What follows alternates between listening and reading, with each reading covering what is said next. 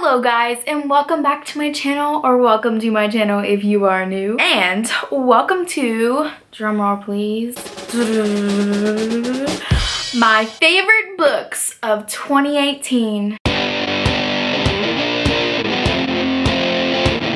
Yes, book lovers, it is time to reflect on all the books in 2018, all the books that I read in 2018. Last year, I made this video as well, so if you want to go check out that video, I will have it linked down in the description box below. But last year, I reached my goal of 60 books, and then I upped my game to about 10 more books. So my reading goal this year was 70 books. And did I accomplish that by just like this much? But it's just so great that the Kindle shop always has like really cheap books, and that's how I did it. Novellas. That's how you finish it. So let us count down from 10 to 1 of my favorite books of 2018. Coming in at number 10. That rhymed. Okay, sorry. Professional Becca. Wildcard by Marie Lu.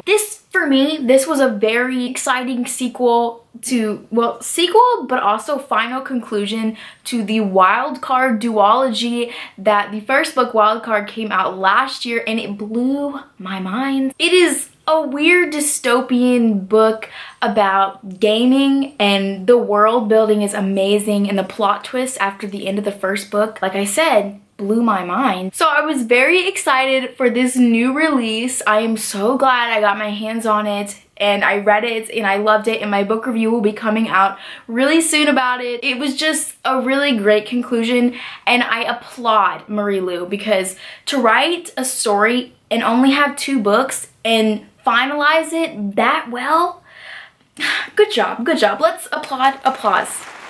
Good job, Marie Lu. Coming in at number 9, we have Right Where I Belong by Kristen McGee. This was a book that I did not think I was actually going to enjoy coming into it. At the start of 2018, I found it to be kind of a goal of mine to read more YA Christian books, because I never see those books. And this was one of the books that I picked up on a whim, and boy, I enjoyed this. One thing I really enjoyed about this was just like the innocence of the book. I love the main character because she was just so kind-hearted and just so sweet.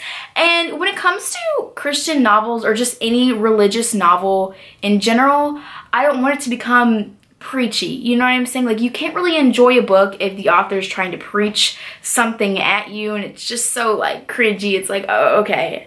I feel convicted. But when you have a book that is just the story and the character going through her journey, and you do learn stuff along the way, but it doesn't seem like the author is coming at you, it was just so great, and I enjoyed it so much. And if you guys are looking for a really nice, fun, sweet little book, I would definitely recommend this one. Coming in at number 8, we have Pestilence by Laura Thalassa. Thalassa? Wow. Just wow. I can't pronounce any sort of names. I'm really sorry. This book, I can't even describe this book. This book is about the end of the world, kind of, about like the 4 horsemen that come in. The first book is about the first horseman that rides in for the end of the world, and he's Pestilence, and everyone's dying, and then you have the main character, and she meets Pestilence, and they form this relationship.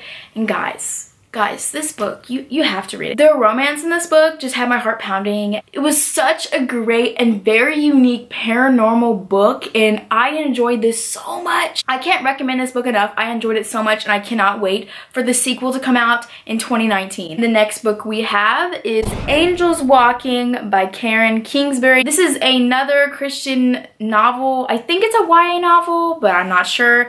Karen Kingsbury is a big Christian author, and I really never picked up any of her books until this year, and this story hit me so hard. It's a trilogy, and it evolves around 2 couples. The first 2 books in the trilogy is involved with 2 couples, and this couple was beautiful. It was just so good, and I loved the message surrounding it. And again, it wasn't preachy. It was just everything that I was kind of really looking for in a religious novel story, and I just loved it so much. And I just want to hug this trilogy so much, because I read all 3 books this year, and it was So good. Coming in at number 6, Flick by Kylie Scott. Okay, the title.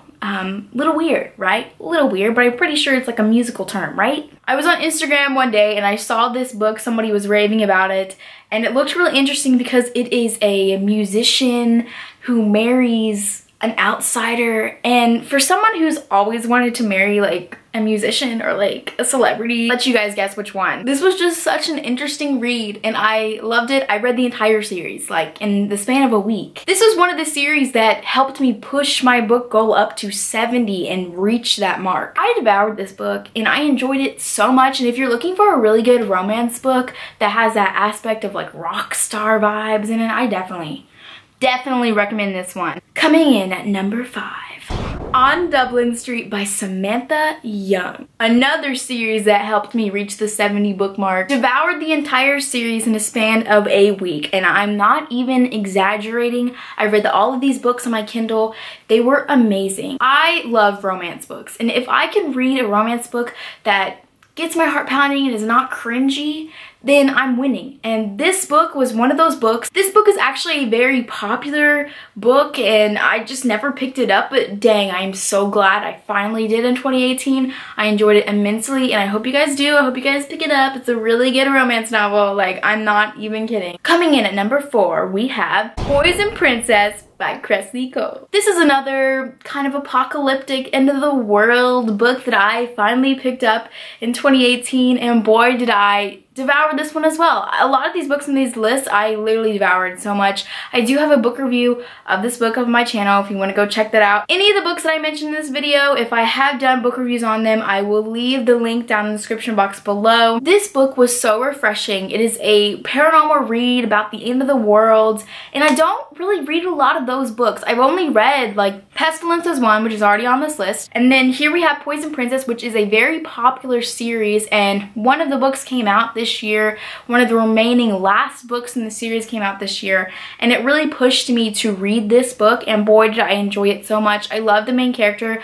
I love the powers that she has, because the main character does have powers in this book, and it was just so wonderful, and I'm so excited to continue on with the series. I already have the next books because I'm obsessed with buying books. I have too many books, but I'm not even sorry. So excited to continue on with the series. I can't even express my love for it. Coming in at number 3, we have Torn by Jennifer L. Armentrout. Jennifer L. Armentrout's books are, they've got to be my top favorite. Her books honestly give me life. I can read her books and her characters are the best. Her storylines are the best. Her male characters, they are the best. I love this book trilogy. It is a trilogy based on the Fae. If you know me, I'm obsessed with Fae, and this was a new take on the Fae aspect, mythology. This is the second book in her Wicked trilogy, and I'm actually in the middle of rereading it, and I can't wait to have my book review up on it very soon. These books are just amazing. Jennifer L. Armentrout is amazing. If you haven't picked up any of her books, you're missing out. I'm really sad that you are missing out. Torn, everybody, honestly tore my heart out, but in the best way, and I can't wait to read the 3rd and final book. Ooh, guys, we're down to the final 2. What's it gonna be? What's it gonna be? Half-Blood Again by Jennifer L. Armentrout. This book. Why did it take me so long to read this book? This is a Jennifer L. Armentrout book that nobody talks about. I've never seen really anybody talk about it on the book community, and that is so sad to me because I need more people to talk about this book, because this entire book series, because it's amazing. It is a Greek mythology book, and I will have a more thorough review about this book on my channel, I believe this Friday, so look out for that one. This book was so much fun, so funny. The romance, forbidden romance, I love forbidden romance, and this book has it. I also enjoyed the Greek mythology in this book. I love learning about Greek mythology. I love Jennifer L. Armentrout books, if you couldn't already tell, because this is the second time I'm talking about one of her books on this list. Now, number 1.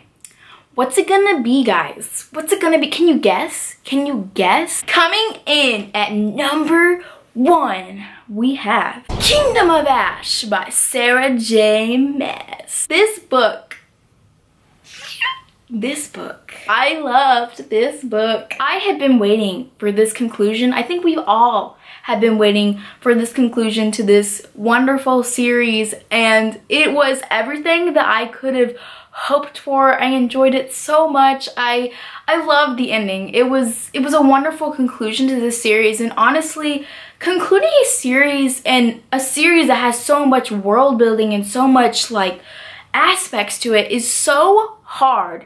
And Sarah J Maas, she pulled it off amazingly. My love for these characters will live to whatever ends, and you guys know what I'm talking about. I honestly cannot wait to see what Sarah J Maas does in her writing career in the future, because she, I think, will always be one of my top favorite authors of all time, and I'm so glad that we had this wonderful conclusion to this book. Not to mention that it's beautiful. Like, the book cover, beautiful. Sorry I didn't get the exclusive edition. Yeah, that's a running joke on this channel as well. It was right there, and I didn't pick it up. So that is it for my favorite books of 2018. I would love to hear what your guys' favorite books of 2018 are as well, because I'm a book obsessed person, and I'd love to hear about other books and what you guys are reading as well. I hope you guys have had the best reading year. Next year, maybe my reading goal should be 75 or 80 books.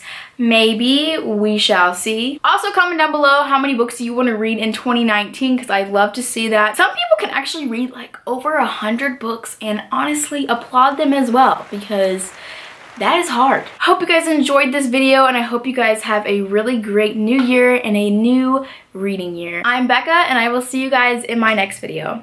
Bye!